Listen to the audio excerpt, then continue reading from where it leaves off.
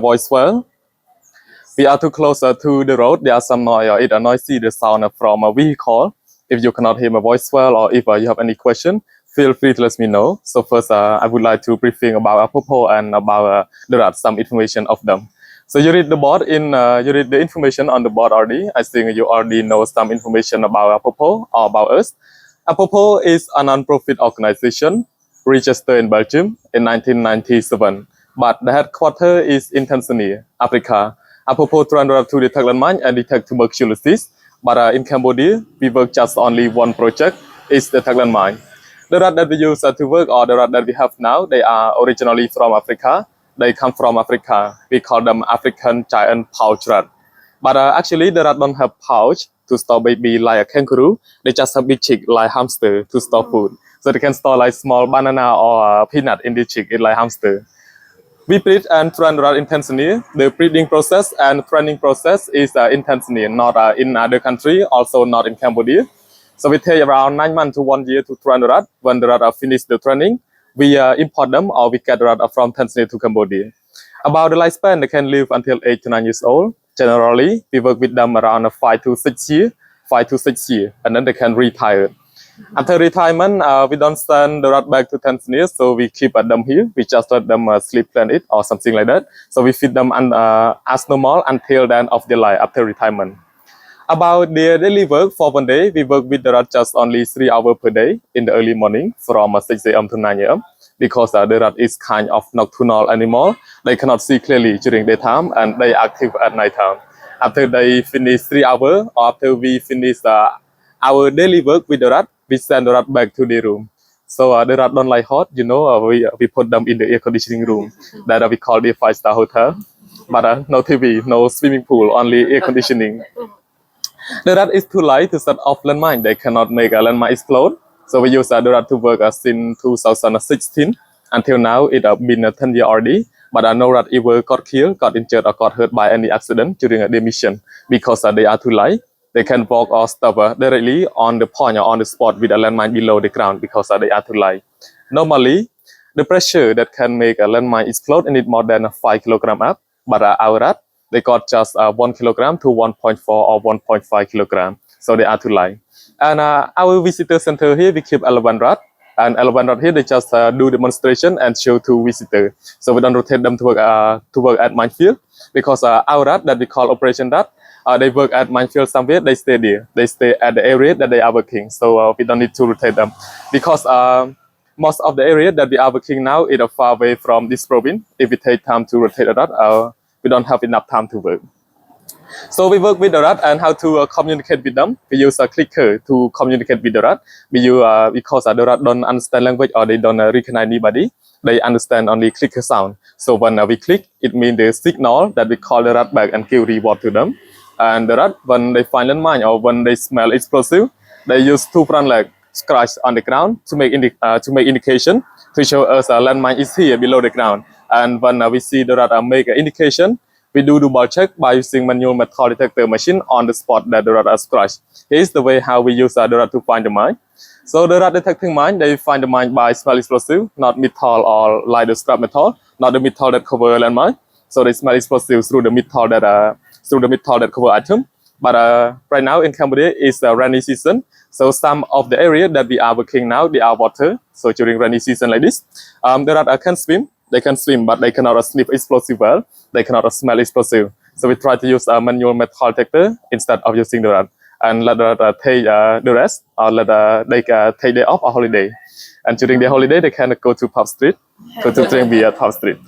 So I'm just kidding, it's not really, but the rat actually can take day off or holiday during rainy season like this, but not every day, just some day or some weeks, and not for other teams. Now, APOPO has 4 teams that use the rat to work at minefield now. So some day, if they cannot use the rat, they use manual metal detector. And some team that still that they can find the tribe area to work, they still use the rat to work as normal. So it's like this. Okay, before we move to next section, do you have any question? Here is just the short information about our rat. No more question. Okay, if you don't have any question, we move to see some landmine that we set up here first, and then we will see the rat line demonstration right here. Okay, please. Dangerous zone Why I call it dangerous zone? Because all landmine or all items that we set up here are the real landmine.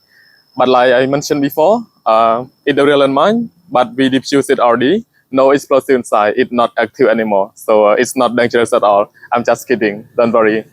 So 2 items at the front here and 2 more items at the back here. We set up 4 items, and these 3 items are landmine. About this one here is a UHO. UHO is unexploded ordnance. Its name is Motai T2. Motai is a kind of a projectile. It shoot from cannon or shoot from the tube. And there are many types of unexploded ordnance like this, but bigger and longer than this one item that are dropped from the plane or dropped from fighter jet. So this one is a mortar. It shoot from cannon or shoot from the tube. It's not the same. This one here, do you see it clearly? It's the biggest one and the most powerful one. It is an anti-tank mine. The explosion inside is 1 kilogram. And the pressure that can make it explode in it more than 120 kilogram up. Because normally, anti-tank mine is used to destroy vehicle or to against the heavy vehicle like the car, tractor, and especially to against the tank or military truck during the war. But it also including some heavy animals that can make it explode. The heavy animal like the cow, buffalo, or elephant. And 2 more items at the back here are anti-personnel landmine. It's used to against the human. So this one item is PMN2. So we call PMN2. It is anti-personnel landmine. So the green color cover around it and the black on top are plastic. Some people call it a plastic landmine, but it also has a bit of scrap metal inside that we can use a manual metal detector to detect or to find it also. This one here, do you see the wire that connects from item to the tree like this? Here is the wire. We call a trip wire mine or type 69. If we trip or kick wire, the mine will jump up first between 1 meter to 1.5 meters, and then it explodes. So landmine, it just look all outside like this, like what we see the cover outside. Around 6 million landmine that we got during civil war by Pov-Pov regime or Khmer Rouge. Have you ever heard about Khmer Rouge? So 6 million landmine that we estimate that most of them were planned along border Cambodian and Thailand. Because during Khmer Rouge, it was about a genocide. Khmer Rouge have killed 1 million people. That's why most of people want to escape country, or they want to cross border to third country to find safe place for themselves. So most of people want to escape country. Khmer Rouge plan landmine along border to prevent people across border to third country. It like this. And we find out that most of the mine that we found in Cambodia were produced in Russia and China. And nowadays, Russia and China also help Cambodia or support Cambodia to clear landmine. So the radar detecting mine, I would like to mention again, they find the mine by smell explosives through the metal that cover item. They focus on explosive, or their target is explosive, not metal.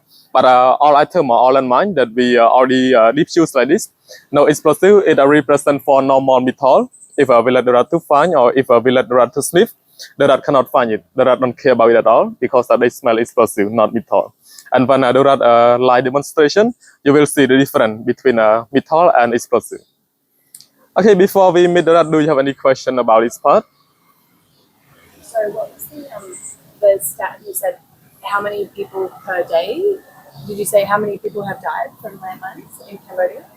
So for nowadays, we estimate around landmine cause danger around 10 cases to 12 cases per year, or it can be 1 case per month. But some month nothing happened, and some month it caused danger around a few cases. But how many people got killed or got injured by landmine per year? We don't have specific data about this. We just estimate around 10 times to 12 times, or 10 cases to 12 cases per year. But so far, since the civil war have started until now, so the people that got killed by landmine is around 19,000 people, and other 51,000 people got injured by landmine. So it's a lot of people that got danger by landmine. Okay, any more question? No? I think we can move to see the rat. And when you find question later, don't forget to let me know. You can ask me every time and everywhere during the tour. Okay, please. To the box like this for the